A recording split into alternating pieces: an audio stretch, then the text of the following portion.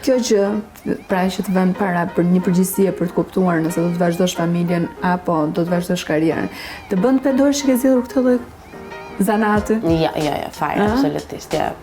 Zanatin e kam zgjedhur me shumë dëshirë, sigurisht me dëshirën më të madhe të babait, ku kam qenë e vogël, por jo, nuk jam fare pishman.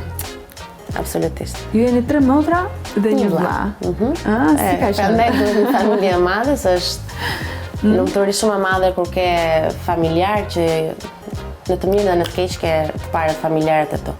Ti je fëmija i tretë. Unë jam motra e tretë, motra e vogël që solla dhe djalin. Si ka qenë të rritesh në një familje të madhe, një familje Dibranësh apo jo? Familje Dibranësh, po, isha dhe dëgjon babi Xherdeti. Po, se do kënaqesh shumë. Ai është kështu për dibrën flet me superlativa.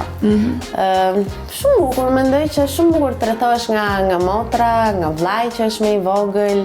Babin unë e kam pasur më ka shoqëruar shumë, ndryshe nga 2 motrat e tjera, babi më ka shoqëruar shumë që në moshë të vogël, në pallat Pioneri, duke qenë se ai më futi me dëshirën e tij dhe më ka shoqëruar le të themi deri vit parë gjimnaz. Pastaj nuk më shoqëroi më. Mbaj mend shumë mirë ato mëngjeset që shkonin çdo ditë bashkë në shkollën e baletit, këshillat që më jepte çdo ditë dhe jam falenderuese sot e kësaj dite.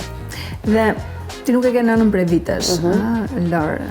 Ka qenë e vështirë për ty që pas ato që babai ka qenë shoqëruesi yt gjatë gjithë. Unë s'kam folur kur për këtë pjesë sepse është pamundur të flas për mamën. Për mamin, por që sigurisht që nuk mundem are. Më thënë kështu ndodh gjithmonë. Po, kam menduar që